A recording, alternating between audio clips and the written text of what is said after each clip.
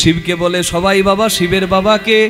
শিবকে জানতে গেলে শিবপুরাণ, হরি জানতে গেলে ভাগবত পুরাণ, দুটো জায়গা থেকেই বলছি। শিবপুরাণে বলা হলো ব্রহ্মা বিষ্ণুর যখন দ্বন্দ্ব হচ্ছিল, যদিও ব্রহ্মার জন্ম বিষ্ণুর নাভিপদ্ম থেকে, তবু অহংকারী ব্রহ্মা নিজেকে ভগবান ভাবে। এই ব্রহ্মা বিষ্ণুর দ্বন্দ্ব হচ্ছে, ঝগড়া হচ্ছে, দুটো শক্তির যদি ঝগড়া হয় জগতের অকল্যাণ হবে। তাই স্বয়ং আবির্ভূত হলেন জ্যোতির্ময় রূপে, যেন জ্বলন্ত অগ্নিশিখা, সেই বিশাল রূপে আবির্ভূত হলেন দেবাদিদেব মহাদেব। ব্রহ্মা বিষ্ণু বুঝতে পারলেন নিজেদের ভুল এবং বললেন তুমি শীতল হও, তুমি শান্ত হও। ব্রহ্মা বিষ্ণুর মাঝে যিনি এসে আবির্ভাব নিলেন তিনি হচ্ছেন শিব। তিনি আস্তে আস্তে শীতল হলেন, ছোট হলেন, আর যে রূপটি ধরলেন সেই রূপটি হচ্ছে শিবলিঙ্গের রূপ। এবার শিবলিঙ্গের জন্ম নিয়ে আমরা কত আজে বাজে কথা শুনে থাকি বাবা। আমি যেটা বললাম সেটা হচ্ছে শিবপুরাণে, যাদের বই ঘরে শিবপুরাণ আছে একটু বইয়ের পাতা উল্টাবেন, দেখবেন শিবলিঙ্গের সৃষ্টিতে বলা আছে ব্রহ্মা বিষ্ণু হাত জোড় করে আছে, মাঝে শিব জ্যোতির্ময় অগ্নিশিখা রূপে প্রকট হয়েছে। তাহলে যেদিন শিবলিঙ্গ রূপের শিবের জন্ম হলো সেই দিনটা হচ্ছে শিবরাত্রির দিন। এবার আপনারা বলুন আমাকে, এতদিন কি জানতেন? শিবরাত্রির দিন মানে শিবের, বলুন জোরে বলুন, যেটা জানতেন সেটাই বলুন। বিবাহের দিন। না শিবপুরাণ, না লিঙ্গ পুরাণ, না কালিকা পুরাণ, কোথাও বলা নাই যে শিবরাত্রির দিনে শিবের বিয়ের দিন। নীল পূজা হয় একটা জানেন, চৈত্র সংক্রান্তির আগের দিন নীলাবতীর বিয়ে হবে বুড়ো শিবের সনে, এই পার্বতীর একটা রূপ, রাধে রাধে। ওই দিনে শিবের হয়েছে বিয়ে। আবার অন্য বই অনুযায়ী অঘ্রাণ মাসের একটা কথা বলা আছে, কিন্তু আমার কথা হচ্ছে শিবরাত্রির দিন শিবের বিয়ে আমি এখনো কোনো বইয়ে পাই নাই। আর গ্রন্থে যদি আমি না পাই, আমি লোকের মুখে কথা শুনে বলবো না, যেটা শাস্তে পাবো সেটা বলবো। এই জন্যই তো আমাদের গণ্ডগোল হয়ে যায়। যেজন আসে একরকম মত বলে চলে যায়, বই পড়ে না, আর মানুষকে বিভ্রান্ত করে দিয়ে চলে যায়। শিবরাত্রির দিন শিবের বিয়ের দিন আমি লিঙ্গ পুরাণ, শিবপুরাণ, কালিকা পুরাণ পাই নাই সেখানে। আপনারা যদি কেউ পেয়ে থাকেন আমাকে অবশ্যই জানাবেন, জানালে আমি উপকৃত হব। শিবরাত্রির দিন হচ্ছে শিবের বিয়ের দিন, শিবের জন্মদিন। শিবপুরাণে পরিষ্কার বলা হচ্ছে শিবলিঙ্গ রূপে যেদিন শিব আবির্ভূত হলেন ব্রহ্মা বিষ্ণুর মাঝে, সেই দিনটি হচ্ছে শিবরাত্রি। এই শিবপুরাণে বলা আছে, এক ভক্ত শিবকে জিজ্ঞাসা করছে বাবা তোমার বাবাকে? বলে আমার বাবা ব্রহ্মা। বলে তার বাবাকে? বলে তার বাবা বিষ্ণু। বলে তার বাবাকে? বলে তার বাবা আমি। রসিকতা করলেন শিব। রসিকতা এটা নয়, এটা বুঝিয়ে দিলেন কল্প কল্পান্তরে সবার মাহাত্ম্য আছে, ঈশ্বর এক অদ্বিতীয়, অনেক রূপে তিনি জগতে পূজিত হন। কাউকে ছোট করতে গিয়ে কাউকে বড় করা যাবে না, কাউকে বড় করতে গিয়ে কাউকে ছোট করা যাবে না।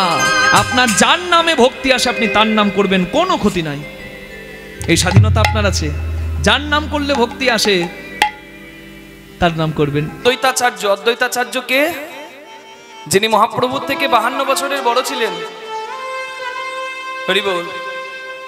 শান্তিপুরের সীতানাথ, আপনাদের নদিয়ারই শান্তিপুর ধাম, সেখানে প্রতিদিন গঙ্গার জলে নেমে তুলসী পত্র দিয়ে কাঁদতেন, এসো রাধা মদন গোপাল, তুমি ছাড়া তোমার ধর্ম রক্ষা করবে কে, তুমি এসো। হরি বল।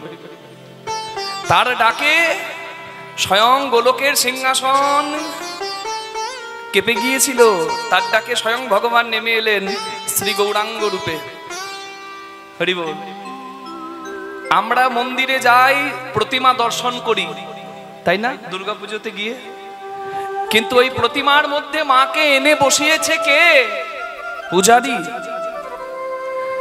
আমরা পূজারীর গুরুত্বই দিই না ততটা, কিন্তু যার জন্য প্রতিমার মধ্যে প্রাণ প্রতিষ্ঠা হয়েছে তিনি হচ্ছেন পূজারী। প্রাণ প্রতিষ্ঠা মানে কি? প্রাণ প্রতিষ্ঠা মানে কি? মানে মাকে এনে বসিয়ে দেওয়া নাকি? না। হরি বল। তাহলে প্রাণ প্রতিষ্ঠা মানে কি? আমি মাকে আমার হৃদয়ে যে বসিয়েছি, আমার হৃদয়ের ধন আমার মা, ভক্তির আসনে আমি হৃদয়ে বসিয়েছিলাম, আমার এই হৃদয়ের মাতৃরূপটাকে আমি মূর্তিতে স্থাপন করলাম, এটা হচ্ছে প্রাণ প্রতিষ্ঠা। মায়ের আত্মাটা এনে বসিয়ে দেওয়া নয়। আমার হৃদয়ে মাকে যেভাবে আমি ভক্তির আসনে বসিয়েছিলাম, আমি মাকে মূর্তিতে বসিয়ে পূজা করছি। এটাই তো সনাতন ধর্মের মাধুর্য। কি বাবা, এমন ধর্ম কোথায় আছে যে ধর্মে এত স্বাধীনতা? আপনি গাছকে পুজো করতে পারেন, মাছকে পুজো করতে পারেন, কুমিরকে পুজো করতে পারেন। ওই মতুয়া সম্প্রদায়ের কুমিরকে পুজো করে।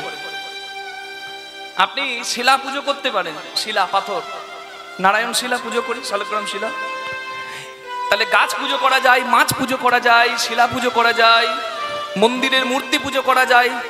আর যদি কোনো রূপে না চান, আপনি নিরাকারে ভগবানকে মূর্তি ছাড়াও স্মরণ করতে পারেন। এত স্বাধীনতা অন্য কোনো ধর্মে নাই বাবা, আছে কি? তাহলে সনাতন শাশ্বত, যেটা থাকবে, যেটা ছিল সেটাই সনাতন। হরি হরি হরি বল। রাধে রাধে। আপনারা যদি ভালো করে চেয়ে দেখেন, আপনারা দেখতে পারবেন প্রত্যেক ধর্মগুরু এসেছেন আর ধর্ম প্রবর্তন করেছেন। হযরত মুহাম্মদ এসে ইসলাম ধর্মের প্রবর্তন করেছেন, যীশু খ্রিস্ট এসে, জেসাস ক্রাইস্ট এসে খ্রিস্টান ধর্মের প্রবর্তন করেছেন। কি বাবা? আচ্ছা, গৌতম বুদ্ধ এসে বুদ্ধ ধর্মের প্রচার করেছেন। এই গৌতম বুদ্ধ নাম করতে গিয়ে মনে পড়লো, এই সামনের 12ই মে নৃসিংহ চতুর্দশী আছে, তারপরে পূর্ণিমাটা কি পূর্ণিমা? বুদ্ধ পূর্ণিমা। এই বুদ্ধ পূর্ণিমা মানে কি? ভগবান বুদ্ধের জন্মদিন। হরি বল। এখন ভগবান বুদ্ধ আর গৌতম বুদ্ধকে মানুষ এক করে ফেলে। আমাদের সনাতন ধর্মের উন্নতি হবে কি করে? আমরা যে নিজেদের ধর্ম সম্পর্কে সচেতন নই। ভগবান বুদ্ধ আর গৌতম বুদ্ধ এক নয়, দুজন আলাদা। ভগবান বুদ্ধকে, যিনি আমাদের বিষ্ণুর 10 অবতারের মধ্যে 9ম অবতার, তিনি হচ্ছেন ভগবান বুদ্ধ। আর গৌতম বুদ্ধকে, যিনি বৌদ্ধ ধর্মের প্রবর্তক, বৌদ্ধ ধর্মের বৌদ্ধ ধর্মের প্রবর্তক যিনি, তিনি হচ্ছেন গৌতম বুদ্ধ। তার জন্ম হয়েছিল নেপালে, লুম্বিনীর ওদিকে। আর যিনি ভগবান বুদ্ধ, তার জন্ম হয়েছিল কোথায়? হরি বল। গৌতম বুদ্ধের শ্বশুর বাড়ি বলুন, জন্মস্থান বলুন, দুটি কিন্তু নেপালে। কিন্তু ভগবান বুদ্ধের জন্ম হয়েছিল কোথায়? ভাগবত পুরাণে বলা আছে, ভাগবতে বলা আছে। হ্যাঁ, কেকটেশ্ব ভবিষ্যতি, অর্থাৎ কেকটে। কেকটটা কোথায়? কেকট স্থানটা কোথায়? বেদের ভাষ্য করেছেন যিনি, সায়নাচার্য, তিনি বলেছেন যে কেকট মানে কোন স্থানের কথা। কিন্তু শ্রীধর গোস্বামী মহারাজ তিনি পরিষ্কার করে বলে দিয়েছেন, কেকট মানে অন্য কোনো জায়গা নয়। কেকট মানে হলো, যেমন পুরুষোত্তম ধামের মধ্যে পড়ে পুরী, তেমনি কেকটের মধ্যে পড়ে গয়া। মানে গয়াতে যার জন্ম, তিনি হচ্ছেন ভগবান বুদ্ধ। আর নেপালে যার জন্ম, তিনি হচ্ছেন গৌতম বুদ্ধ। সমস্যাটা কোথায়? দুজনের গোত্র একই। ভগবান বুদ্ধের জন্ম হয়েছিল ব্রাহ্মণ কুলে। এই আজ থেকে 10-12 বছর আগে অনেক অনুসন্ধানকারী অনুসন্ধান করে পেয়েছে, গয়াতে একটা টিলার উপরে গ্রাম আছে, সেই গ্রামে ভগবান বুদ্ধের আদি মূর্তি পাওয়া গেছে। সেখানেই ভগবান বুদ্ধের জন্ম হয়েছিল, সেটা মানা হচ্ছে। ভগবান বুদ্ধের ব্রাহ্মণ কুলে জন্ম, তারও গোত্র গৌতম। আর গৌতম বুদ্ধের ক্ষত্রিয় কুলে জন্ম, তারও গোত্র গৌতম। যেহেতু দুজনের গোত্র এক, তাই আমরা এক ভেবে ফেলি, কিন্তু এক কিন্তু নয়। ভগবান বুদ্ধকে আমরা শ্রদ্ধা করব, তিনিও অবতার, তিনিও মহাপুরুষ, কিন্তু ভগবান বুদ্ধর সঙ্গে মিলিয়ে ফেললে হবে না। আমরা মিলিয়ে ফেলি কেন? এখানে হয়তো অনেকেই জানতেন না, কি মা, বুদ্ধ মানে হয়তো যা ভাবতেন গৌতম বুদ্ধ না। গৌতম বুদ্ধ আর ভগবান বুদ্ধ আলাদা। সমস্যাটা হয়েছে কোথায়? অমর সিং নামে একজন বুদ্ধিস্ট ছিলেন, মানে যিনি বৌদ্ধ ধর্ম গ্রহণ করেছিলেন। তিনি অমর কোষ নামে একটা গ্রন্থ লিখেছিলেন। আর সেখানে গৌতম বুদ্ধ আর ভগবান বুদ্ধকে একই সঙ্গে লিখে দিয়েছিলেন, মাঝে একটা বিভাজক শব্দ দিয়েছিলেন। এখন ওই শব্দটার মানে, জটিল শব্দটার মানে বের করতে পারেনি অনেকেই। তাই ওই ভগবান বুদ্ধ আর গৌতম বুদ্ধকে এক করে ফেলেছে সবাই। হরি হরি হরি বল। আমরা আজ থেকে জানলাম এটাই হচ্ছে সনাতন ধর্মের মাধুর্য। যে ধর্মের আদি শাশ্বত রূপ স্বয়ং পরম ব্রহ্ম স্বরূপ, এর কোনো প্রবর্তক নাই, আছে নাকি বাবা? হরি বল। শাশ্বত সনাতন পরম ব্রহ্মের রূপই তো সনাতন। তাই নিজের ধর্মকে ভালোবাসতে হবে, নিজের ধর্মের সম্পর্কে আরো সচেতন হতে হবে। কি বা? হরি হরি হরি বল। রামের জন্ম হয়েছিল ক্ষত্রিয় কুলে, যেমন গৌতম বুদ্ধের জন্ম হয়েছে ক্ষত্রিয় কুলে। এখন ব্রাহ্মণ কুলে জন্ম হয়েছে আমাদের ভগবান বুদ্ধের। অনেকে ভাবতে পারে ও ক্ষত্রিয় কুলে জন্ম গৌতম বুদ্ধের, ওই জন্য তাকে শ্রদ্ধা করবো নাকি? না, তাকেও শ্রদ্ধা করতে হবে। ক্ষত্রিয় কুলে তো রামচন্দ্র এসেছেন, ক্ষত্রিয় কুলে তো কৃষ্ণ ভগবান এসেছেন। আমাদের তো আরাধ্য, কুলের ব্যাপার নয়। কথাটি হচ্ছে সত্য যেটি সত্য সেটি। ভগবান বুদ্ধ গৌতম বুদ্ধ আলাদা পৃথক, এটা ভেবেই আমাদের গৌতম বুদ্ধের জায়গায় গৌতম বুদ্ধকে শ্রদ্ধা করতে হবে। আর ভগবান বুদ্ধ যিনি বিষ্ণু নবম অবতার, তার চরণে আমাদেরকে, আমরা যেহেতু হিন্দু, আমাদেরকে ভগবান বুদ্ধের নামে বেশি করে বুদ্ধ পূর্ণিমার দিনে জয় দিতে হবে। নিতাই গৌর প্রেমানন্দে হরি বল হরি বল হরি বল। তাহলে পূজারী প্রাণ প্রতিষ্ঠা করে মূর্তিতে, মা দুর্গার পুজো করছে পূজারী, মূর্তিতে প্রাণ প্রতিষ্ঠা করছে। এখন মা দুর্গা যদি বলে ফেলে যে শোন, তোর ডাকে আমি এসেছিলাম কিন্তু এমন ভুল করলি, আমি এক্ষুনি চলে যাচ্ছি, পূজারী কেঁদে ফেলবে না? হাই হাই, আমি কি ভুল করলাম, মা কেন চলে যাচ্ছে?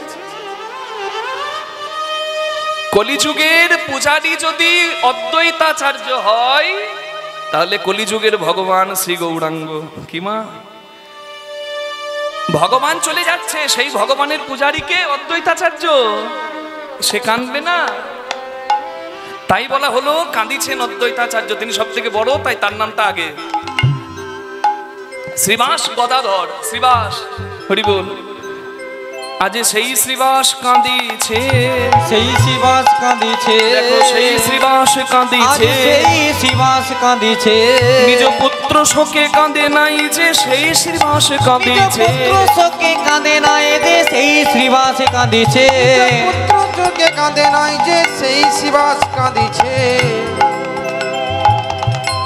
সব থেকে কষ্টের হলো পুত্র শোক। আমি মনিটরে একদম ফিডব্যাক পাচ্ছি না, একটু বাড়াও। পুত্র শোক সব থেকে বড় শোক। মানে বাবা মা বেঁচে থাকতে যদি চোখের সামনে সন্তান মারা যায়, এর থেকে বড় দুঃখ পৃথিবীতে দ্বিতীয় কিছু নাই। জীবনে সত্য এটাই যে বাবা মা চিরদিন থাকবে না, চলে যাবে।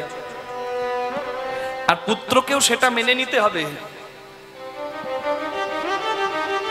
কিন্তু যদি উল্টোটা হয়, বাবা বেঁচে আছে, চোখের সামনে ছেলে মারা যাচ্ছে, সেটা তো প্রাকৃতিক নিয়ম নয়, নিয়মের বাইরে হয়। যার যাবার কথা সে গেল না, যার যাবার কথা নয় সে চলে গেল, তাহলে বাবা কষ্টটা বেশি হয়, হয় না?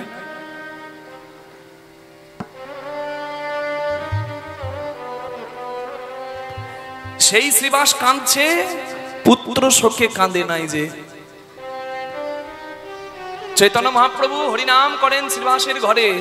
একদিন হরিনাম শুরু করবেন মহাপ্রভু, ঠিক তার ঘন্টা খানেক আগে শ্রীবাস ঠাকুরের একমাত্র পুত্র মারা গেল।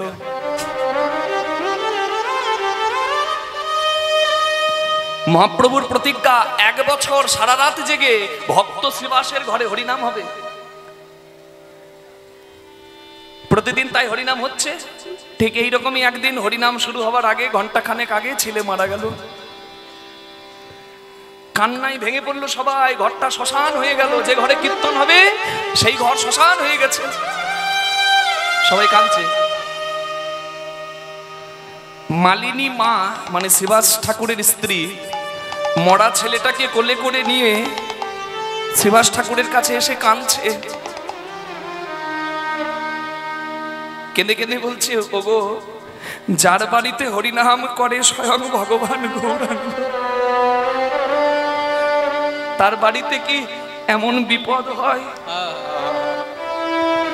বৃন্দাবন তুল্য গৃহ আঙিনা আমার আজকে কেন শ্মশান হয়ে গেল? স্ত্রীর চোখের জলটা মুছিয়ে দিয়ে শ্রীবাস ঠাকুর বললেন, মালিনী, জীবনের সত্য এটাই, কেউ আগে যাবে, কেউ পরে যাবে। কিন্তু দেখো, আজকে আমাদের যত কষ্টেরই দিন হোক না কেন, আমরা যদি কান্দি, আমরা যদি কাঁদতে থাকি, তাহলে আর 1 ঘন্টা পরে হরিনাম কীর্তন হবে আমার ঘরে। মহাপ্রভু কি হরিনাম করতে পারবে? তাহলে যদি তোমার কাঁদতেই হয়, পারলে বুকটাকে পাথর করো, কান্না বন্ধ করো, আর যদি না পারো তাহলে ভেতর ঘরে মুখে কাপড় দিয়ে কাঁদো, তোমার কান্নার যেন ডাকটা বাইরে না আসে। তুমি আমার হরিনাম বন্ধ করিও না গো। কে ভালোবেসেছে হরিনাম? কেমন ছেলে মারা গেছে, হরিনাম বন্ধ করতে দিল না কেন? আমার গৌরাঙ্গের সংকল্প ভেঙে যাবে। ভেতর ঘরে মুখে কাপড় দিয়ে মা মালিনী কাঁদছে, কিন্তু আজকে হরিনাম করতে এসে মহাপ্রভু, তিনি তো সচল জগন্নাথ, জগতের নাথ, তার মনে কিন্তু আজকে হরিনামে প্রেম আসছে না। আজকে গৌরাঙ্গ মহাপ্রভু কাঁদছেন হরিনাম করতে এসে। হরে কৃষ্ণ কৃষ্ণ কৃষ্ণ হরে হরে, হরে রাম রাম রাম হরে হরে। হরে কৃষ্ণ কৃষ্ণ কৃষ্ণ হরে হরে, হরে রাম রাম রাম হরে হরে। হরে কৃষ্ণ কৃষ্ণ কৃষ্ণ হরে হরে, হরে রাম রাম রাম হরে হরে। হরে কৃষ্ণ কৃষ্ণ কৃষ্ণ হরে হরে, হরে রাম রাম রাম হরে হরে। শ্রীবাস, তোমার ঘরে কীর্তন করলে আমার মন আনন্দে অভিভূত হয়। একটু কীর্তন করলে আমার অঙ্গ পুলকিত হয় আনন্দে। কিন্তু আজকে তোমার ঘরে কীর্তন করছি, আমার হরিনামে প্রেম আসছে না কেন বলো দেখি? শ্রীবাস ঠাকুর বলতে পারছে না কি হয়েছে, চুপ করে আছে। কিন্তু এক ভক্ত থাকতে না পেরে বলেই ফেললো, প্রভু, যে ঘর শ্মশান হয় সে ঘরে গিয়ে আর আনন্দ থাকে কেন? কি হয়েছে? বলে, হে পুরুষোত্তম, তুমি তো সবই জানো, তোমাকে আবার বলবো কি? তবে যখন শুনতেই চাইছো তবে শোনো প্রভু। এই হরিনাম শুরু হবার একটু আগে শ্রীবাস ঠাকুরের একমাত্র সন্তান মারা গেছে। এত বড় কথাটা তুমি আমার থেকে গোপন করলে, আমি কি তোমার এখনো প্রিয় হতে পারিনি? তোমার দুঃখের কথা শুনবো আমি, তোমার দুঃখে দুঃখী হব, তা না তুমি আজকে আমাকে কীর্তন করতে বলছো নেচে নেচে? না, তুমি নিয়েছো না আমায়। কোথায় তোমার পুত্র?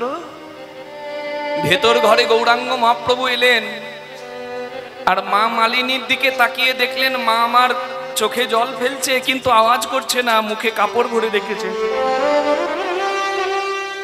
আর কোলে শুয়ে আছে তার মরা ছেলে।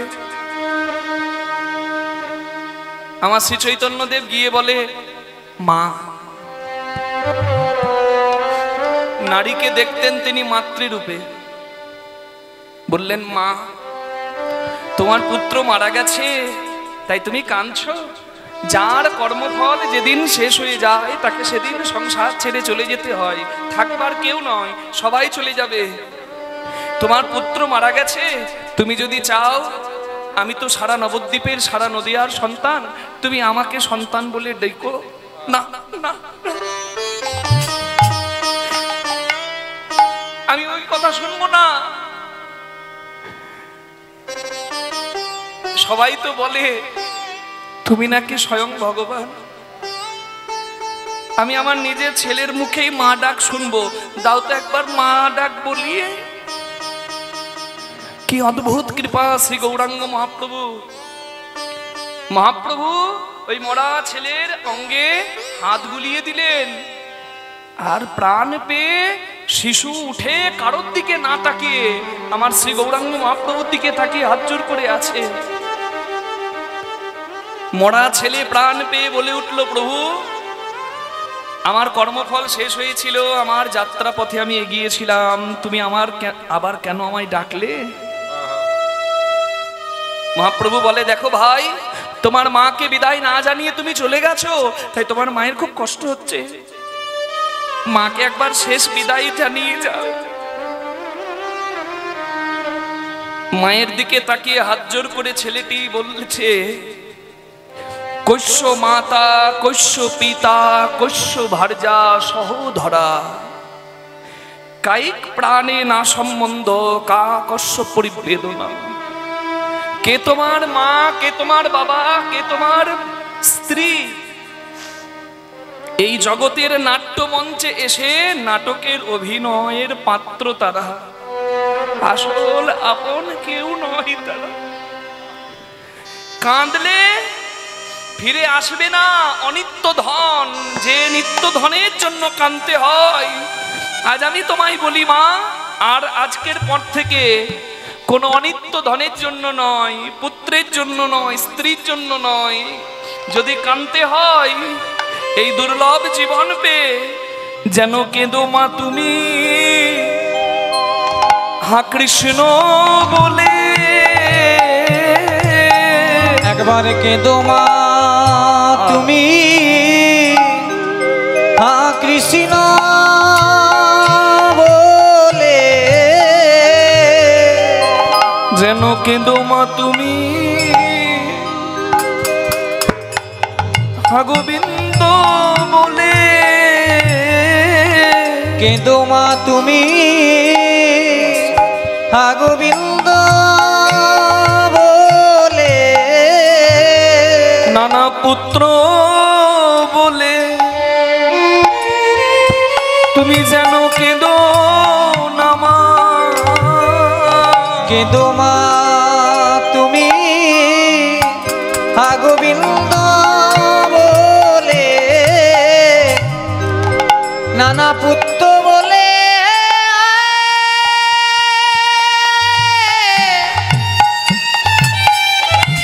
পুত্র বলে কেঁদো না মা।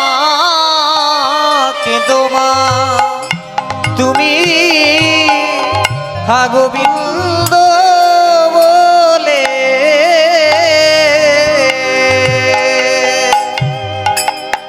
মাকে বিদায় জানিয়ে ছেলেটি আবার মৃত্যুর কোলে ঢলে পড়ল।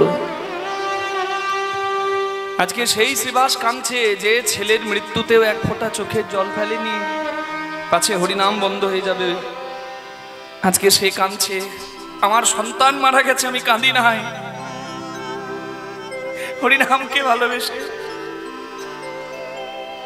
তুমি চলে গেলে। বলো এই নদিয়ায় আর কে নাম শোনাবে, আর কে নাম শোনাবে, আর কে নাম শোনাবে, আমায় আর কে নাম শোনাবে।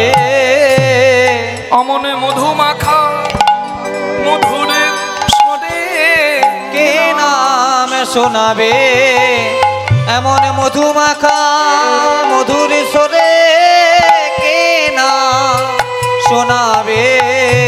অমন মধু মাখা মধুর স্বরে কে নাম শোনাবে, অমন মধু মাখা মধুর স্বরে কে শোনাবে।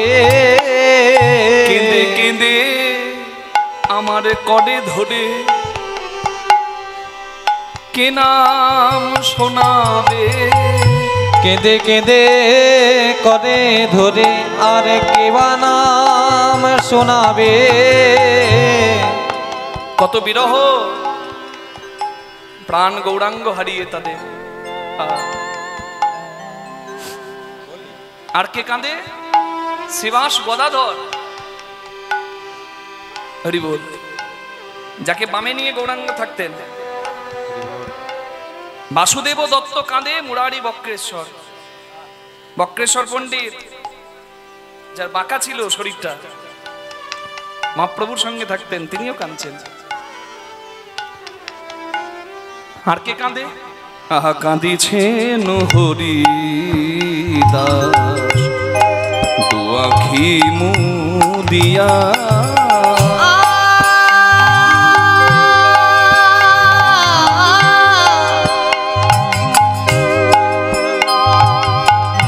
কাঁদিছে হরিদাস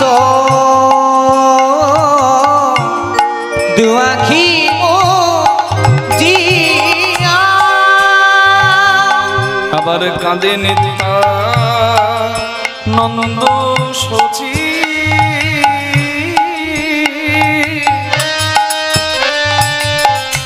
শচীর মুখ কাঁদে নিত্যানন্দ শচী শচী শচীর মুখ নিরখিয়া।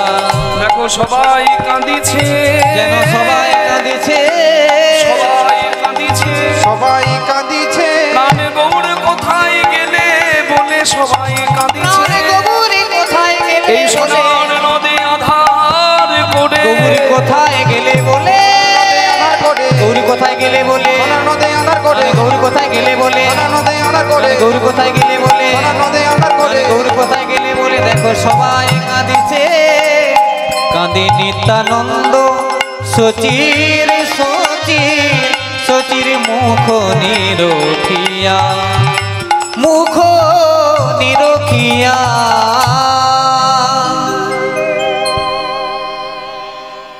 হরিদাস কাঁদছে, যার জন্ম নিয়ে তিন কুল গেছে, পিতৃকুল, মাতৃকুল, জাতিকুল। গৌরাঙ্গই যার অকুলের কুল। হরি বল। সেই হরিদাস ঠাকুর কাঁদছে। রাধে, কথার সময় ভাবটা কমাতে হবে, আর না হলে মাঝামাঝি করো। হ্যাঁ, পিতৃকুল, মাতৃকুল, জাতিকুল, তিনটে কুলই চলে গেছে। গৌরাঙ্গই যার অকুলের কুল, সেই হরিদাস ঠাকুর কাঁদছেন। হরি বল। কাঁদিছেন হরিদাস দু আখি মুদিয়া। গৌরাঙ্গ শূন্য নদিয়া দেখবো না। কাঁদে নিত্যানন্দ। আচ্ছা, নিত্যানন্দ কেন কাঁদবে? নিত্যানন্দ তো সন্ন্যাসী, নিতাই সন্ন্যাসী। একজন সন্ন্যাসী চাইবে আরেকজন সন্ন্যাসী আমার সঙ্গে এক হোক, নাকি? আমি চাই, আমি হরিভক্ত, আমি চাই গোটা শ্যামনগরে সবাই হরিভক্ত হোক, নাকি? সবাই, আমি তো সেটাই চাইবো। যে যে ঘরের মানুষ সে চাইবে আমার ঘরেই সবাই আসুক। রাধে রাধে। তো নিজে সন্ন্যাসী হয়ে আরেকজনকে সন্ন্যাসী হতে দেখে কাঁদছেন কেন? কাঁদে নিত্যানন্দ কেন? শচীর মুখ নিরখিয়া, শচী মায়ের মুখটার দিকে তাকিয়ে কাঁদছে। আর মনে মনে ভাবছে, আমি যেদিন সন্ন্যাসী হয়েছিলাম আমার মা পদ্মা বীরভূমে ওই একচক্র গ্রামে এইভাবে কেঁদেছিল। সত্যি তো, মাকে কাঁদিয়ে চলে যাওয়া এটা যে কত কষ্টের। এই যে আমি কীর্তন গান করি, আমার মাও কীর্তন গায়িকা, আমার বাবাও কীর্তন গায়ক। তা আমার বাবা তো সময় দিতে পারে না আমাকে খুব একটা। আমি যখন কীর্তনের পথে আসি, আমার মাই আমার সঙ্গে ছিল, একদম লেগেছিল যাতে আমার এই পথে সদ্গমন হয়। আমার বাবা পণ্ডিত, কিন্তু খুব ব্যস্ত থাকেন গান বাজনা নিয়ে। আমার মা রেডিওর বিহাই আর্টিস্ট। রেডিওতে তখনকার দিনে গান করা চারটিখানি ব্যাপার ছিল না। এখনকার দিনে টিভিতে আর রেডিওতে সবাই গাইতে পারে। এই যে আমার মতো অভাগা হতভাগাকে টিভিগুলি দেখতে পারেন। এখনকার দিনে সবাইকে তো দেখা যাচ্ছে। কিন্তু এখনকার দিনের ব্যাপারটা আলাদা। তখনকার দিনে খুব কষ্ট করছিল সেই আকাশবাণী কলকাতার রেডিওর আর্টিস্ট। মা এত ভালো গান গায়, মা গান গাইলে আমি গান বন্ধ করে দিই, আমি মায়ের গানটা শুনি, আমার ইচ্ছা করে না গাইতে, এত ভালো গায়। আমার মায়ের যখন খুব চাহিদা, সবাই চায় আমার মা একবার হরিবাসরে গান গাইবে, মায়ের খুব নাম ডাক। সেই সময় আমার শিক্ষা জীবন, মা চিন্তা করলো স্বামীও গান বাজনা করে, আমিও যদি গান গাইতে বাইরে বাইরে বেড়াই তাহলে ছেলেটার ভবিষ্যৎ নষ্ট হয়ে যাবে। তাই এত প্রতিভা বিসর্জন দিয়ে দিল আমার মা। দেশে বেড়াতো হরিনাম গাইতে দেশে দেশে, কিন্তু চার দেওয়ালের মাঝে নিজেকে আটকে দিল এই কৃষ্ণদাসের ভবিষ্যতের কথা ভেবে। নারীর জীবন বড় ত্যাগের জীবন। আমার আঙুলটা ধরে, হাত দেখিয়ে আঙুল ধরে আমাকে চিনিয়েছে এই পথ। বাবা মায়ের দুজনেরই আশীর্বাদ, কিন্তু মায়ের ঋণ শোধ করা যাবে না। আমি যখন প্রথম কীর্তন করতাম, আমার মা আমার সঙ্গে থাকতো, হ্যাঁ যেত। এখন যেতে পারে না, বাতের পেশেন্ট তো, খুব কষ্ট হয়। তা আমার সঙ্গে যখন গানে যেত, আমি মজার কথা বলি শুনুন, আমি যেখানে গান গাইতে যেতাম, গানের শেষে মা এক গ্লাস গরম দুধ যে কোনো বাড়ি থেকে জোগাড় করে নিয়ে আসতো। এবার আমি মাকে একদিন বলছি, ও মা, এই যেখানেই কীর্তন করতে যাই, এই গানের পরে গরম দুধ তুমি কোত্থেকে জোগাড় করো বলো দেখি। আমাকে বলে, গান গাইতে তোর কষ্ট হয়, চিৎকার করিস 3 ঘন্টা 4 ঘন্টা, গরম দুধটা খেলে তো শরীরে ভালো হবে, কাজে দেবে। আমি বলি, তা পাও কোথায়? বলে, ছেলের কষ্ট যদি মা দেখে না, মা মাটিটা ফাটিয়েও ব্যবস্থা করে আনবে। সত্যই মা তো মাই হয়। আমি আমার মায়ের কথা বললাম, আপনাদের মাও আপনাদের কাছে তদনুরূপ। ওই জন্য বলে, ময়দা বলো রুটি বলো ভাতের সম নয়, মাসি বলো পিসি বলো মায়ের সম নয়, ভাই বলো বন্ধু বলো ভগ্নী কাঁদে 3 দিন, মা জননী কাঁদে, মা বাঁচে যতদিন। মা যদি মরেও যায়, শ্মশানে হার থাকে পোতা, শ্মশান থেকেও কাঁদে মা, বাছা রইলি কোথা। মা জননীর কিবা দুঃখ বলিব কেমনে, জেনেছিলেন মা কৌশল্যা যেদিন রাম গেল বনে। নিত্যানন্দ কাঁদছে শচী মায়ের চোখের জল দেখে, হায় হায়। হরি হরি বল, হরি বল।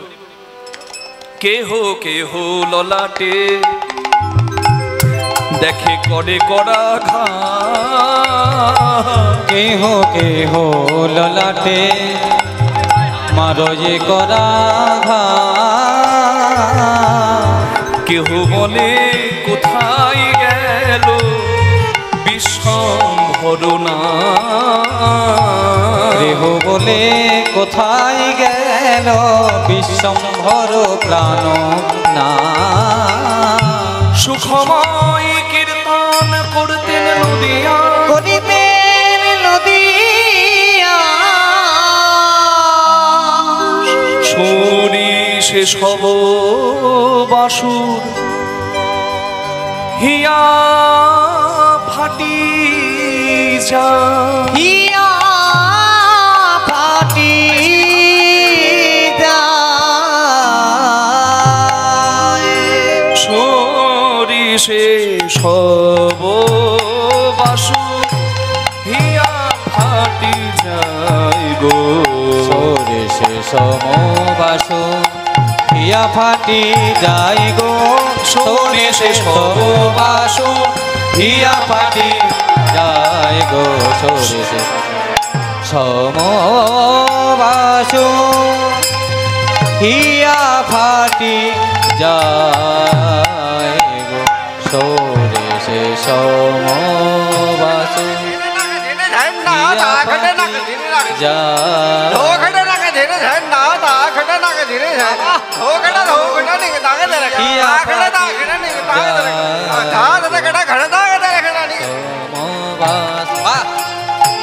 ফাটি যাই রে, সরে সে সমবাস হিয়া ফাটি যায় রে, সরে সে সমবাস হিয়া ফাটি যায় রে, সরে সে সমবাস হিয়া ফাটি যায় রে। সরেছে সমবাসু ইয়া পাটি যায় রে সরিষে সব বাসুর হিয়া ফাটি যায় রে সরেছে সমবাসু হিয়া পাটি যায় রে সরেছে সমবাসু হিয়া পাটি যায় রে সরেছে সমবাসু হিয়া পাটি যায় রে সরেছে সমবাসু হিয়া পাটি যায় রে সরেছে সমবাসু হিয়া পাটি যায় রে সমবাস হিয়া পাটি যায় রে সরেছে সমবাসু হিয়া পাটি যায় রে সরেছে সমবাসু হিয়া পাটি যায় রে সরেছে সমবাসু হিয়া পাটি যায় রে সরেছে সমবাসু হিয়া পাটি যায় রে সরেছে সমবাসু হিয়া পাটি যায় রে সরেছে সমবাসু। জয় জয় নিতাই গৌর প্রেমানন্দে হরি বল হরি বল হরি বল।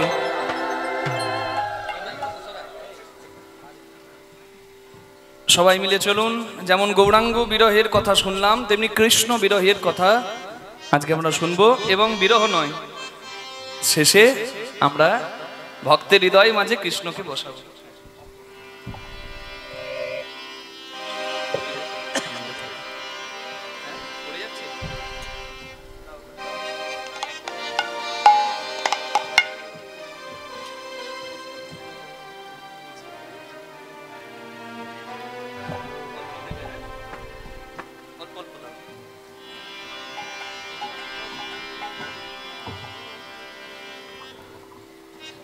চলুন সবাই মিলে আমরা মনকে নিয়ে বৃন্দাবনে যাই, আর আজকে ভগবান বিরহের কথা শুনবো এবং শেষে ভক্তের হৃদয়ে ভগবানকে বসিয়ে আমরা যুগলে রাখবো। হরি বল হরি বল। মাথুর বিরহ এবং দ্যুতি সংবাদ। মনকে ভগবানের চরণে বসাবো। সবাই বলুন রাধা রানী কি জয়, শ্যাম সুন্দর কি জয়, বৃন্দাবন ধাম কি একটু বেশ। নিজ নিজ গুরু মহারাজ কি জয়, শ্যামনগর নাম বৃন্দাবন ধাম কি জয়। চলে রে আমার মন সেই মধুর বৃন্দাবন, যমুনা পুলিন যেথা তমালের চলে রে হো হো চলে রে হো হো চলে রে আমার মন মধুর বৃন্দাবন, যমুনা ওই যমুনা ওই যমুনা পুলিনে যেথায় শ্রীধাম বৃন্দাবন। চলে রে আমার মন মধুর বৃন্দাবন, যমুনা পুলিনে যেথা তমালের আছে কেশি ঘাট,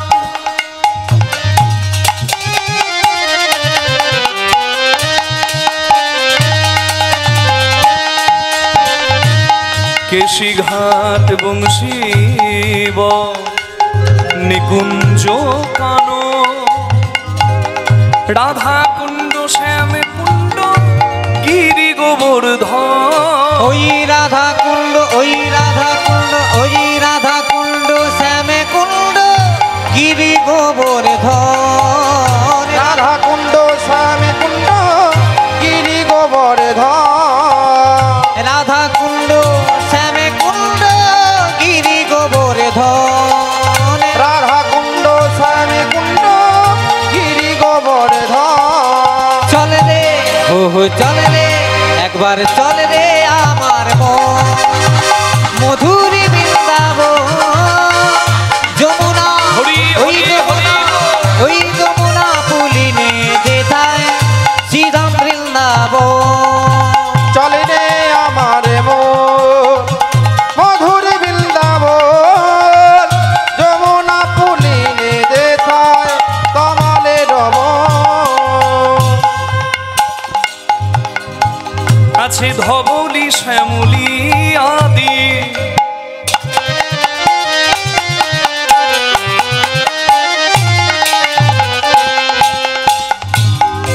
যত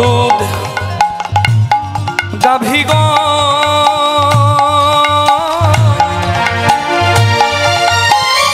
শ্রীদাম সুদাম দাম বসুদাম যত সখাগণ ধবলি শ্যামলি আদি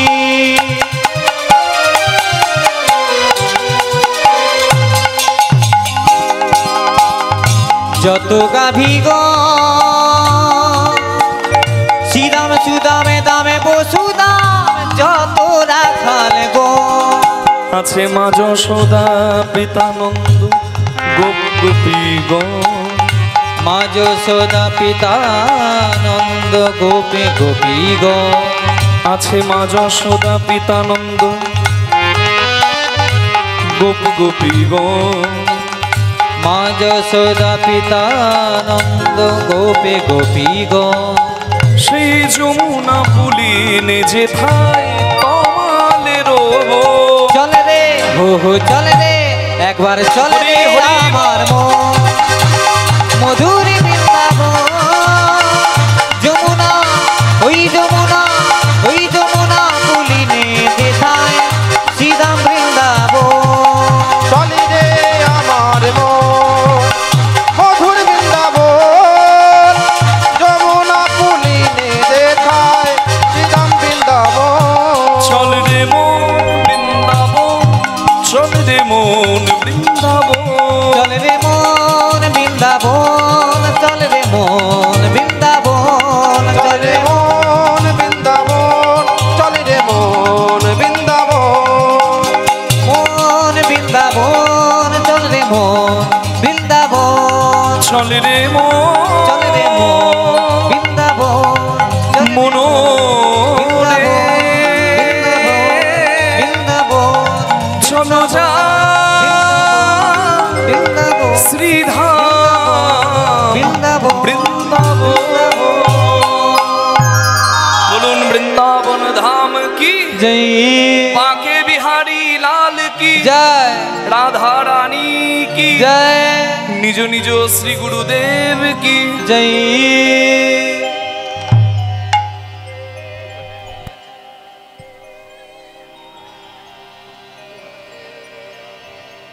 কুতশ্চিৎ কারণত যস্য বিদুরেস্ত ভবেৎ পতি তদ অসঙ্গম দুঃখ বার্তা ভবেৎ প্রসীতবর্তিকা। মাথুরের আরেকটি নাম হচ্ছে প্রসীতবর্তিকা, অর্থাৎ যদি প্রিয়তমকে কেউ হারিয়ে ফেলে সেই প্রিয়তমকে হারানোর যে দুঃখ প্রিয়তমার, সেই নায়িকার দশাটিকে বলা হচ্ছে প্রসীতবর্তিকা দশা, যাকে আমরা মাথুর বিরহ হিসেবে জানি। নিতাই গৌর হরি হরি হরি বল। একটা হচ্ছে অদূর প্রভাস, একটা হচ্ছে সুদূর প্রভাস। অদূর প্রভাস মানে কৃষ্ণ প্রতিদিন গোষ্ঠ গোচারণে যায়, সন্ধ্যাবেলায় ফিরে আসে।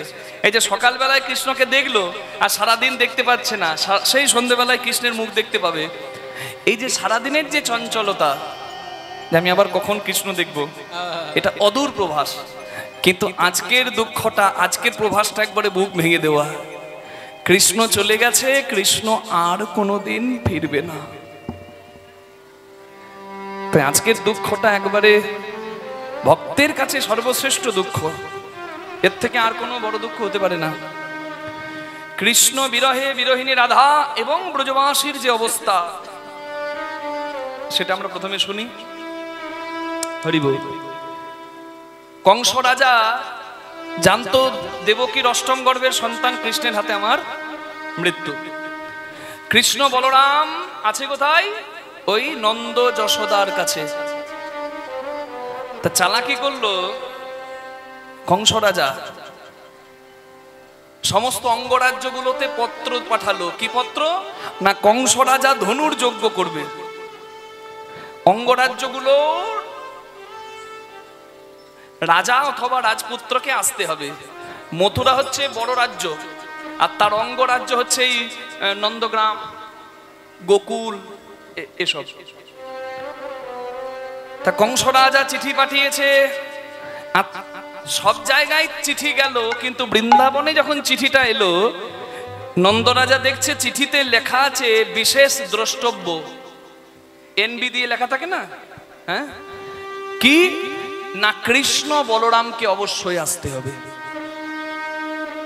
কংস রাজা মনে মনে ভাবলো দুরাচারী কংস, নন্দরাজা মনে মনে ভাবলো দুরাচারী, অত্যাচারী, ব্যভিচারী, অনাচারী কংস হয়তো আমার কৃষ্ণ বলরামের কোনো ক্ষতি করতে কৃষ্ণ বলরামকে ডাকছে। কিন্তু আমি যদি কৃষ্ণ বলরামকে না পাঠাই, কংস রাজা আমার এই সোনার বৃন্দাবনকে আগুন লাগিয়ে শেষ করে দেবে।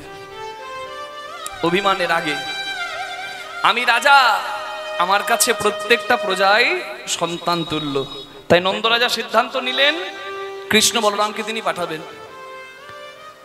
একাদশী করেছিল অক্রূর মহারাজ, পরম বিষ্ণু ভক্ত। দ্বাদশীর দিনে তিনি এলেন কৃষ্ণকে আনতে। মনে মনে ভাবছেন গোলক বিহারী হরি, তিনিই তো কৃষ্ণ মুরারি। আমি একাদশী করে আছি, সারাদিন হরিরূপে বাস করে আছি, আর দ্বাদশীর দিনে আমি রথ নিয়ে যাচ্ছি, আমার এই রথে গোবিন্দ বসবে। খুব আনন্দে এলো অক্রূর কৃষ্ণকে নিতে, কিন্তু জানতো না যে সে আনন্দে আসছে, আর কৃষ্ণকে নিয়ে চলে গেলে বৃন্দাবন কেঁদে কেঁদে মরে যাবে।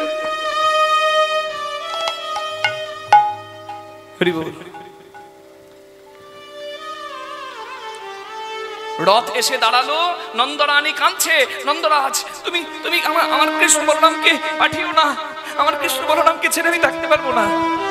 নন্দরাজা বলল, শক্ত হও রানী, আমি রাজা, প্রজাদের হিতের কথা ভেবে কৃষ্ণ বলরামকে পাঠাতেই হবে, না হলে কংস রাজা রুষ্ট হবে, আমাদের বৃন্দাবনের ক্ষতি হয়ে যাবে। কৃষ্ণ এসে মা যশোদাকে বলছে, মা তুমি কেঁদো না, তোমার এই আঁচল ছেড়ে আমি কদিন থাকবো, আমি যাব আবার চলে আসব, আমি আসি মা। কৃষ্ণ বিদায় জানিয়ে মাকে, মা শেষবারের মতো কৃষ্ণকে সাজিয়ে দিয়েছে, রোহিণী মা বলরামকে সাজিয়ে দিয়েছে, কৃষ্ণ রথে এসে বিরাজ করেছে। অক্রূর রথ চালাতে শুরু করলো, রথ একটু এগিয়ে গেছে, আর ওদিকে কৃষ্ণ শুনতে পেল কেউ যেন পেছন থেকে চিৎকার করে ডাকছে, গোপাল রে গোপাল রে, বাবা গোপাল, গোপাল রে। কৃষ্ণ ভগবান অক্রূর মহারাজকে বললেন, কাকা কাকা রথ থামাও। অক্রূর সম্পর্কে কাকা তো, বলছে কাকা রথ থামাও, কে আমাকে ডাকছে আমি দেখি।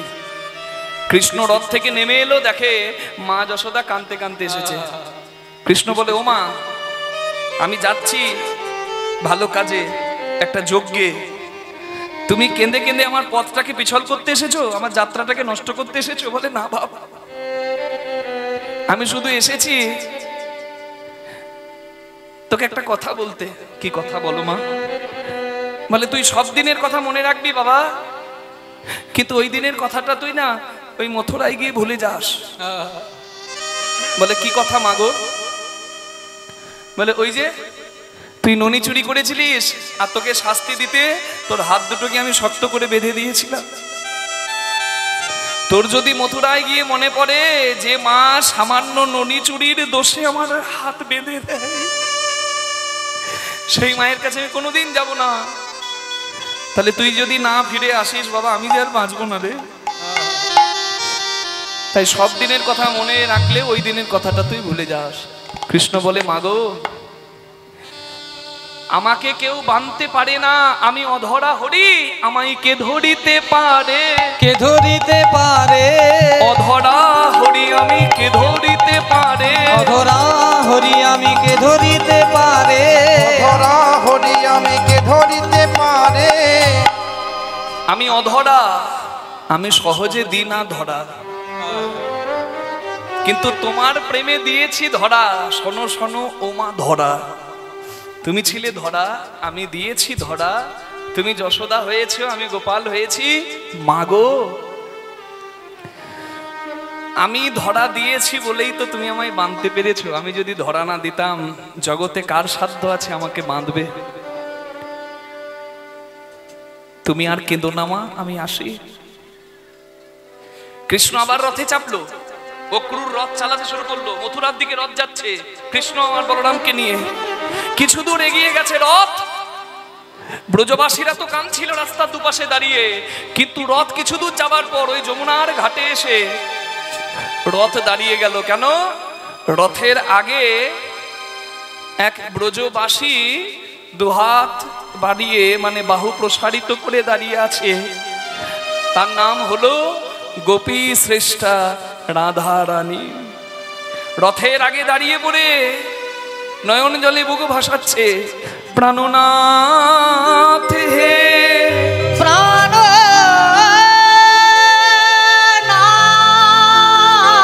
হে,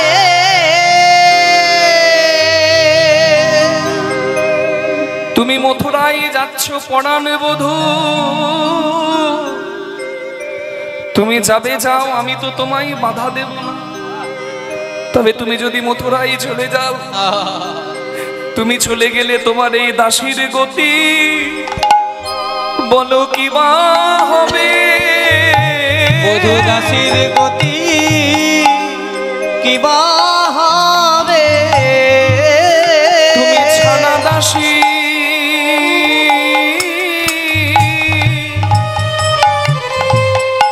আর কেহ না। এই দাসীর গতি কি বা হবে? তুমি যাবে যাও পরাণ বধূ, আমি তো তোমায় আর বাধা দেব না। কিন্তু প্রাণনাথ হে, তোমার সারথি অক্রুরকে বলো, ও যেন রথের চাকা আমার বুকের ওপর দিয়ে নিয়ে যায়।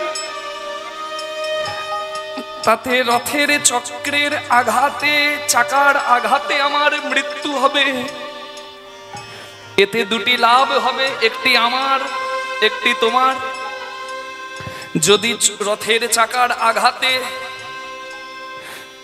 আমার মৃত্যু হয়, তাহলে শবদেহ দেখে যাত্রা করলে তোমার যাত্রা শুভ হবে। আমার মরা দেহ দেখে যাত্রা করলে তোমার যাত্রা শুভ। আরেকটি উপকার আমার হবে, শুনেছি মৃত্যুকালে, আমি শুনেছি মৃত্যুকালে কেউ যদি গোবিন্দ বদন দেখে মরতে পারে, বদন দেখে মরতে পারে, সে নাকি আমার পর জন্মে গোবিন্দ পায়। এই জন্মে তো আমার পূর্ণরূপে কৃষ্ণ পাওয়া হলো না। যদি রথের চাকার আঘাতে আমার প্রাণ যায়, আর মরণকালে যদি আমি তোমার বদন দেখে মরতে পারি, আমি জন্মে জন্মে গোবিন্দ পাবো। আমি জন্মে জন্মে গোবিন্দ পাবো। এক জন্মে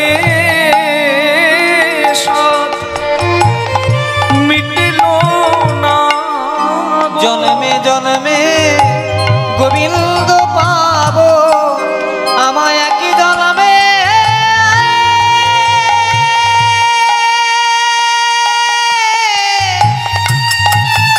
আমার সাধ মিটিল না গো। আমি জন্মে জন্মে গোবিন্দ পাবো।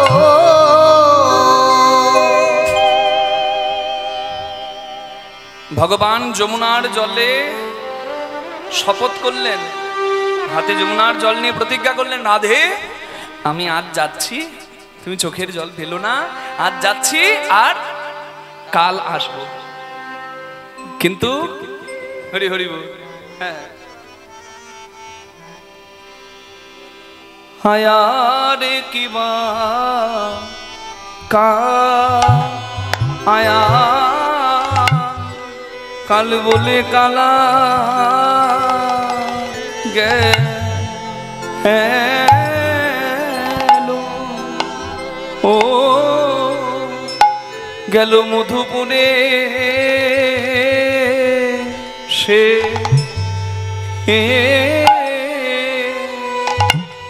সেকালের কদিন বাকি আহারে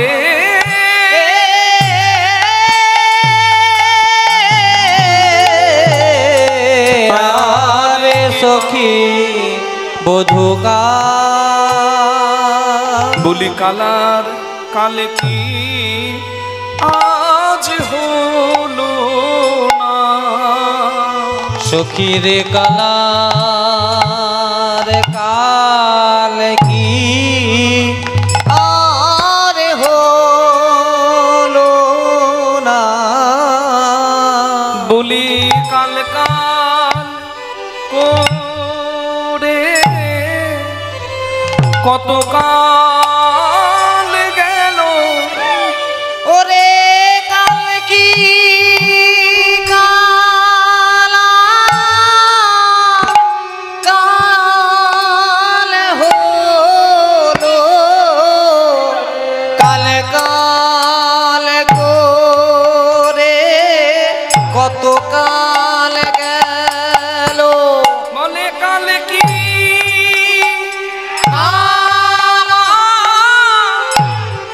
কাল হলো এখন কি কাল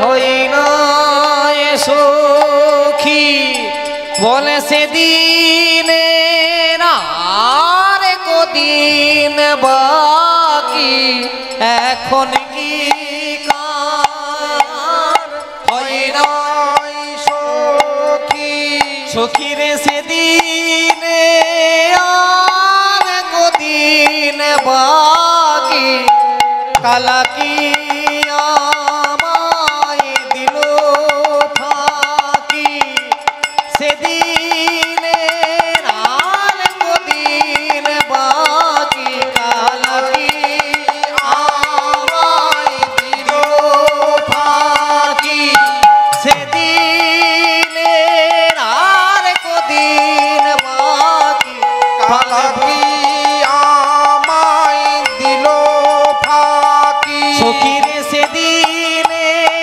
আর কদিন বাকি কালা কি আমায় দিল ফাঁকি আমার সাধের যৌবন কেমনে রাখি কালা কি আমায় দিল ফাঁকি আমার সাধের যৌবন কেমনে রাখি কালা কি আমায় দিল ফাঁকি গোবিন্দ সেবায় কেমনে লাগি কালা কি আমায় দিল ফাঁকি কাল কি কালার হই নয় সখী কালা কি আমায় দিল ফাঁকি কাল কাল করে কত কাল গেল কালা কি আমায় দিল ফাঁকি সেদিনের আর কদিন বাকি কালা কি আমায় দিল ফাঁকি সেদিনের আর কদিন বাকি কালা কি আমায় দিল ফাঁকি নিতাই গৌর হরি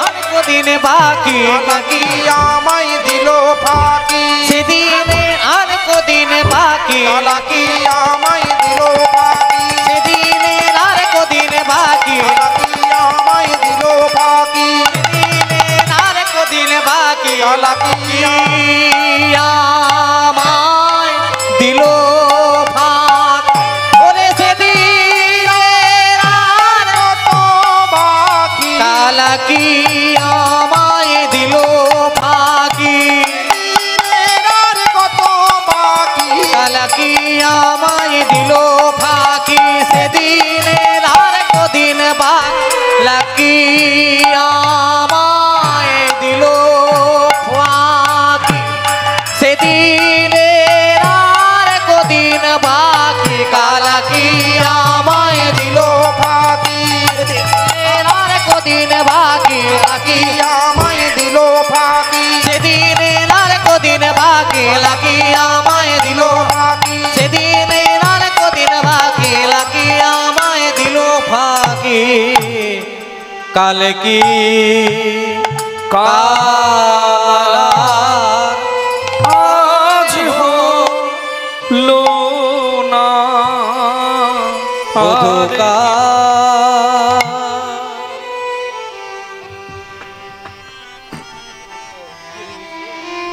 রাধারানীর এবার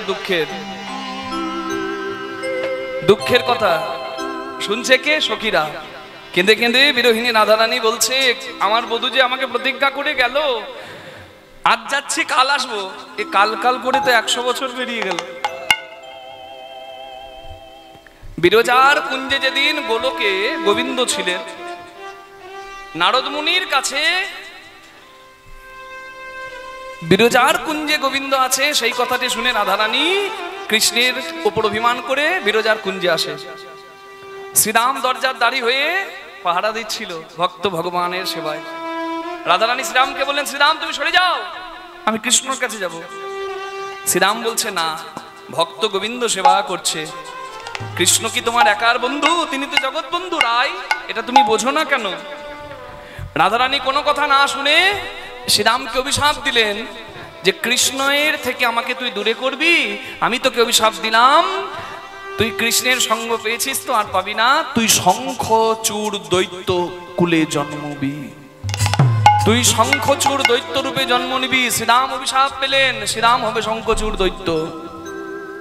বল, তখন শ্রীরাম অভিশাপ দিলেন যে তুমি ভক্তের দুঃখ বুঝলে না, ভক্ত হচ্ছে সন্তান আর ভগবান হলো পিতা। তাই আমি অভিশাপ দিলাম, লক্ষ্মীকে মা বলবে, সরস্বতীকে সবাই মা বলবে, দুর্গাকে মা বলবে, কেউ রাধাকে মা বলবে না। যে কৃষ্ণের জন্য ক্ষণিকের বিরহ তুমি সহ্য করতে পারো না, সেই কৃষ্ণের জন্য তুমি 100 বছর কাঁদবে বৃন্দাবনে, ওই বৈবস্বত্ব মন্বন্তরে দাপর যুগে যেদিন রাসলীলা হবে এই বৃন্দাবনে। নিতাই গৌর হরি হরি বল, হরি বল। এই জন্য রাধারানীকে কাঁদতে হলো, একদিন দুদিন নয়, কতদিন? 100 বৎসর। 100 বৎসর কেঁদেছে কৃষ্ণ বিরহে। এইবার সখীদের কাছে দুঃখের কথা বলছে, বলে কালা গেল মধুপুরে, সেকালের কদিন বাকি। সখী কালে বলে কালা গেল মধুপুরে, সেকালের আর কদিন বাকি। আমার যৌবন সায়রে সখী আমার সরিতেছে ভাটা, যৌবন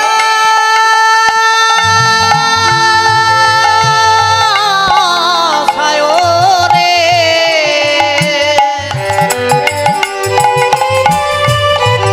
ওরে সখী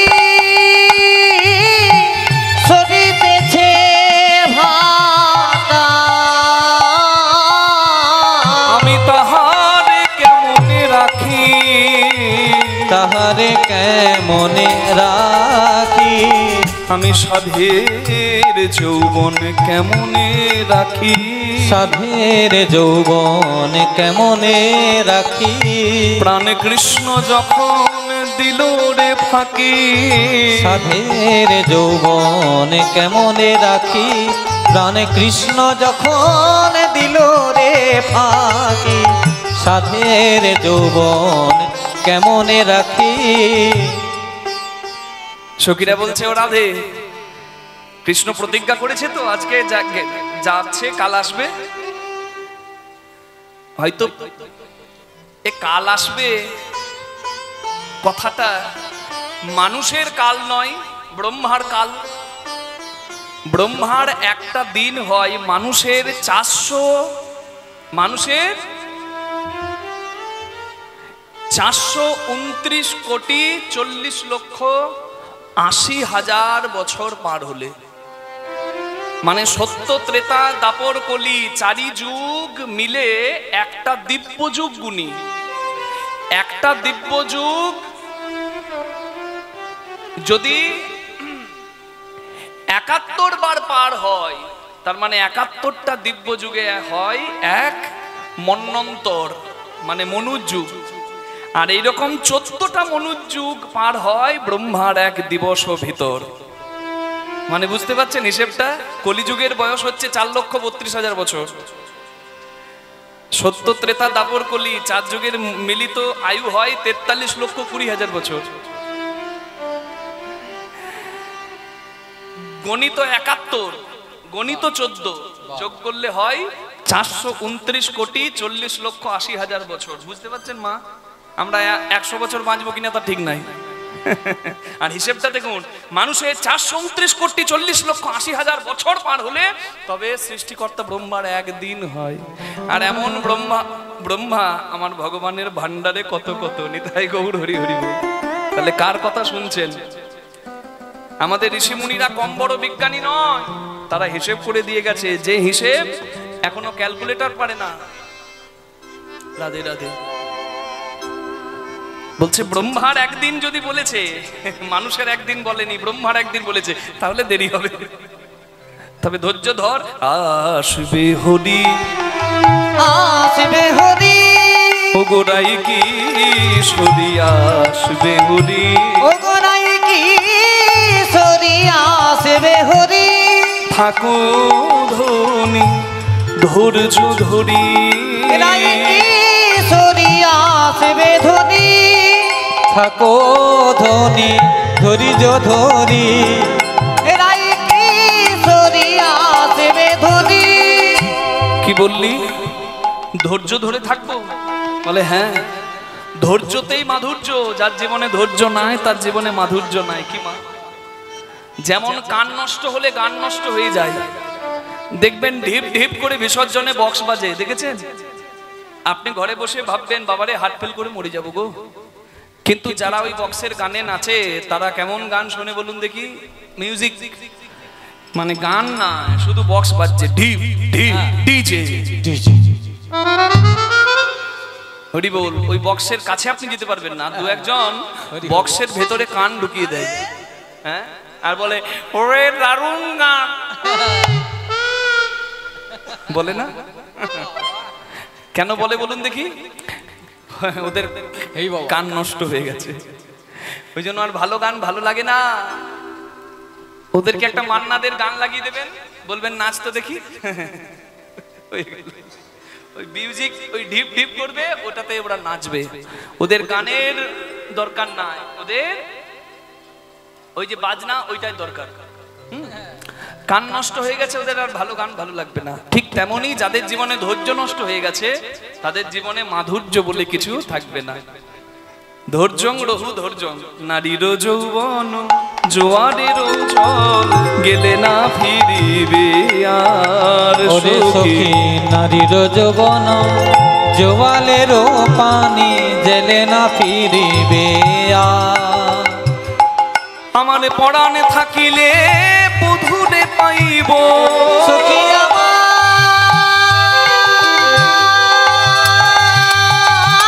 পরানো থাকিলে, ওরে সখী আমি বধূরে পাইব, কিন্তু যৌবন মিলানো ভাব, যৌবন মিলানো ভাব, আমার পরানো থাকিলে আমি আমার বধূরে পাইব, যৌবন মিলানো ভারে রে, যৌবন মিলানো ভার, আর পাবো না পাবে না, হারালে যৌবনে আর পাবো না, হারালে যৌবনে আর পাবো না, থাকলে পরাণ বধূরে পাবো, হারালে যৌবনে আর পাবো না, থাকিলে যৌবন বধূরে পাবো, হারালে যৌবন আর পাবো না। বৈষ্ণব পদাবলীর এটাই মাধুর্য বাবা। পদাবলী যদি কেউ ঠিকঠাক শোনে না, গোবিন্দ সেবা দিতে আর কিন্তু মন্ত্রও লাগে না। পূজারী যেমন মন্ত্র বলে, ভগবানের পূজায়, তেমনি কীর্তনের আসরে যখন পদাবলী কীর্তন হয় তখন এই পদাবলীর দ্বারাও কিন্তু ভগবানের সেবা হয়। ওই জন্য এখনকার দিনে যারা কীর্তন গায় তাদের সবার অন্তত উচিত 3 ঘন্টার কীর্তনে অন্তত 3টে বৈষ্ণব পদ করা। কি বাবু, এখন তো পদ নাই, পদার্থ নাই, কীর্তন হয়ে যায়, উচিত পদাবলী করা। কি সুন্দর কথা দেখুন, নারীর যৌবন জোয়ারের জল গেলে না ফিরিবে আর। এই পৃথিবীর অন্তর্গত যারা, এই প্রাকৃত জগতে কি দেখি বাবা, একটা সময়ে যৌবন আসে আর একটা সময়ে যৌবন যায় নাকি? রাধে রাধে। বিশেষ করে নারীর, অনেকে বিশ্বাস করে পুরুষের যৌবন যায় না, পুরুষের যৌবন আসে আর চিরদিন থেকে যায়, কিন্তু তা আসলে নয়। যৌবনের ব্যবহারের ক্ষমতা পুরুষেরও চিরদিন থাকে না। আমি যে কথাগুলো বলছি এগুলো শিক্ষা ঘরের কথা, একটু খুব মন দিয়ে শুনবেন। যারা সদ্গুরুর চরণাশ্রয় করেছেন এই কথাগুলোর ব্যাখ্যা ভেঙে ভেঙে হয় না, কারণ বেশি ভাঙতে গেলে না রসাভাস হয়ে যাবে, মানে মাধুর্যটা হারিয়ে যাবে। তাও আমি যতটা পারবো আমি নিচে নেমে কথাগুলো একটু বোঝাবার চেষ্টা করব। আপনারা যারা এসেছেন একটু মন দিয়ে শুনবেন। নারীর যৌবন জোয়ারের জল গেলে না ফিরিবে আর।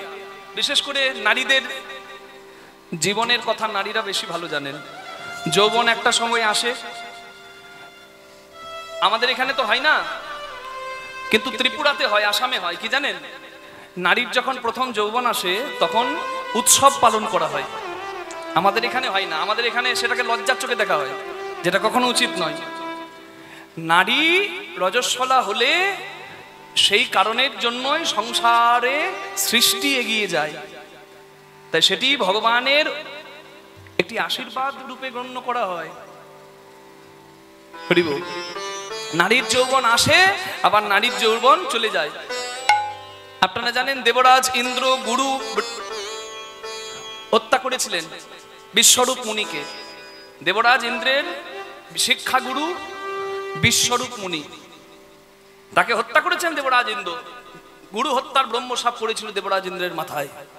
ভগবানের কাছে কাঁদতে কাঁদতে গিয়েছিলেন, তুমি আমায় উদ্ধার করো। বলে উদ্ধার করা যাবে না, গুরু হত্যার মতো অপরাধ করেছো তুমি, তোমার নরকেও জায়গা হবে না।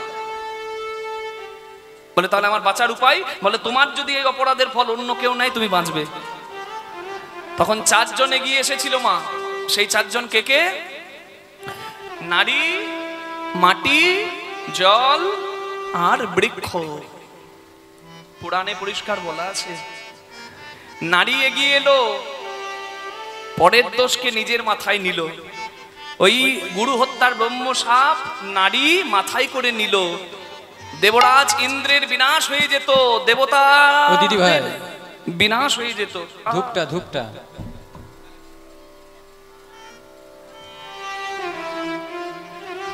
আসছে আসছে আসছে। এতগুলো লাগবে না,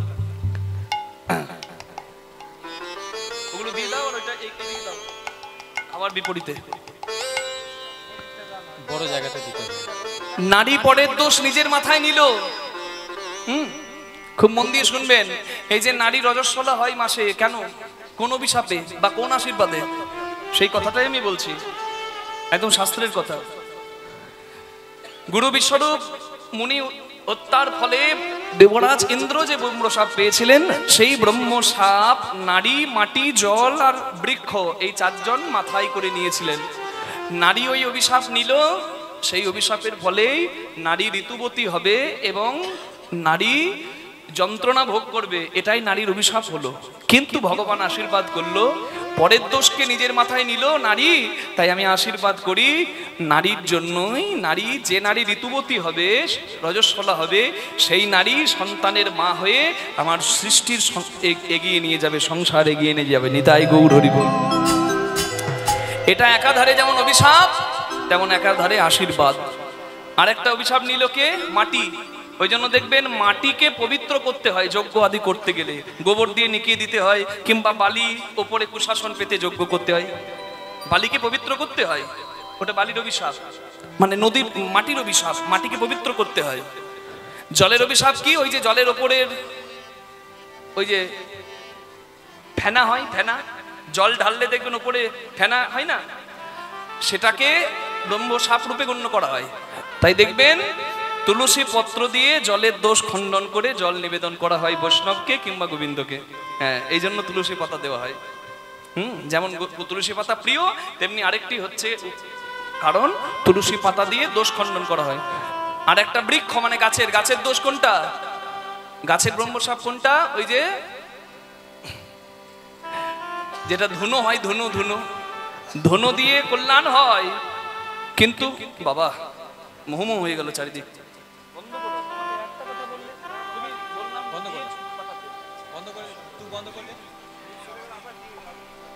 আচ্ছা, এতগুলো ধূপ নিভিয়ে দাও। হ্যাঁ, দুটো ধূপ দাও। হ্যাঁ, এত ধূপের গন্ধ নেওয়া যায় না, আমার অসুবিধা হয়। ওই দুটো থাক।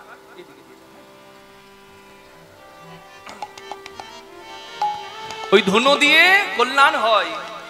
ধুনো নিজে ব্রহ্মসাপ, কিন্তু কল্যাণ হয় কেন? কারণ ওই ধুনো দিয়ে ধুনোটাকে পবিত্র করা হয়। কি দিয়ে? দেখবেন ভালো করে লক্ষ্য করে, কর্পূর দেয়, নারকেলের ছোবড়া দেয়, দেয় তো, কে আবার গোবরের টুকরো দেয়। ওই ধুনো দিয়েই জগতের কল্যাণ হয় যদি শুদ্ধ করা হয়। রাধে রাধে। তাহলে যৌবন যায়, যৌবন আসে কাদের? সাধারণ নারীর। তা বলে কি রাধার? রাধারানী জন্মের সময় জানতো গোবিন্দ তার প্রাণনাথ, তাই তো চোখ বন্ধ করে রেখেছিল। গোবিন্দ দেখে তবে জগৎ দেখেছিল। তার কি যৌবন নারীর সাধারণ নারীর মতো যৌবন হয়? তার যৌবন নিত্য যৌবন হয়। নিতাই গৌর প্রেমানন্দে হরি হরি হরি হরি বল। হ্যাঁ, হরি বল। আমার যৌবনের গাছে না ফুটিতে ফুল, ভ্রমরায় উড়িয়া গেল। সখী আমার যৌবনের গাছে না ফুটিতে ফুল, ভ্রমরায় উড়িয়া গেল। আমি এ ভরা যৌবন বিফলে গোয়াইনু। এ ভরা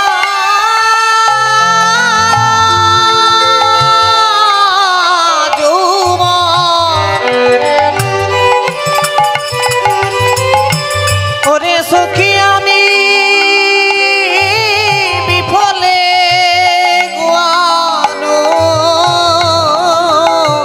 আমার বধূ না ফিরিয়া এলো, বধূ না ফিরিয়া এলো। যাও সহচরী জানিয়া আইসো, যাও সহচরী জানিয়া আইসো।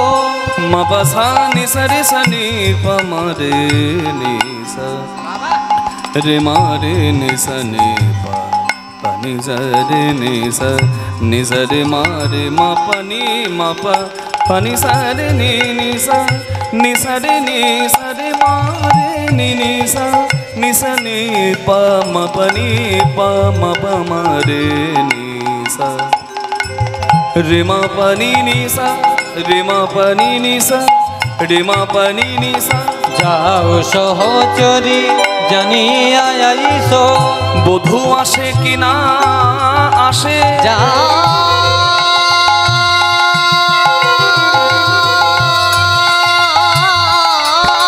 সহচরী জানিয়া আইসো।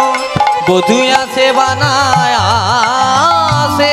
নইলে নিঠুরের পাশ আমি যাই চলি, ভনে দ্বিজ চণ্ডীদাসে।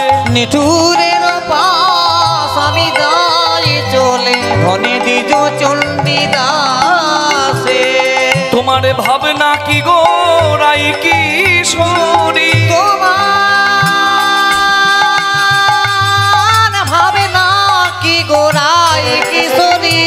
আমি এনে মিলাবো সেই নিঠুর হরি। তোমার ভাবে না কি গোরাই কিশোরী? আমি এনে মিলাবো নিঠুর হরি। আছে চণ্ডীদাস চরণ ধরি, এনে মিলাবো নিঠুর হরি। আছে চণ্ডীদাস চরণে ধরি, এনে মিলাবো নিঠুর হরি। আছে চণ্ডীদাস চরণে ধরি। এনে মিলাবো নিঠুর হরি।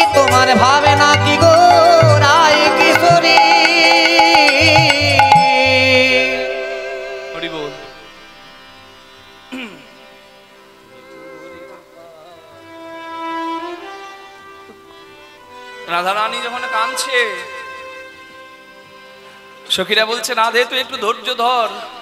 বলে ধৈর্য ধরার দিন যে আমার নাই, এবার আমি মরিব মরিব সখী, আমি নিশ্চয় মরিব মরিব মরিব সখী, আমি নিশ্চয় মরিব রে, নিশ্চয় মরিব। মরতে তো আমাকে হবে, মরতে সবাই কেউ হয়, আমিও মরব, কিন্তু আমাকে একটা দুঃখ নিয়ে মরতে হবে রে ললিতা, বিশাখা, আমাকে একটা দুঃখ নিয়ে মরতে হবে। কি দুঃখ? আমার কানু হেনু গুণনিধি আমি কারে দিয়ে যাব, কারে দিয়ে যাব। সখী আমার কানু হেন গুণনিধি আমি কারে দিয়ে যাব রে, কারে দিয়ে যাব।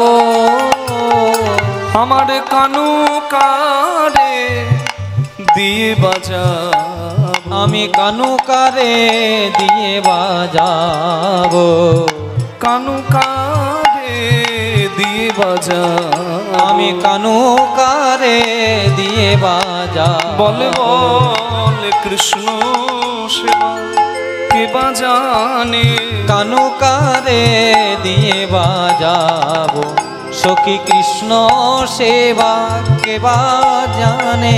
সেবা জানলে সেবা যাবে কেন, কৃষ্ণ সেবা কে বাজানে। সেবা জানলে সেবা যাবে কেন, কৃষ্ণ সেবা কে বাজানে। সেবা জানিলে সেবা যাবে কেন, কৃষ্ণ সেবা কে বাজানে। সেবা জানিলে সেবা যাবে কেন, কৃষ্ণ সেবা কে বাজানে। সেবা জানিলে সেবা যাবে কেন, শ্রীকৃষ্ণ সেবা কে আই গৌর হরি, সেবা জানে হরি সেবা যাবে কেন কৃষ্ণ সেবা কে বাজানে। জানিলে সেবা যাবে কেন, কৃষ্ণ সেবা কে বাজানে আমি কানু কারে দিয়ে বাজাবো।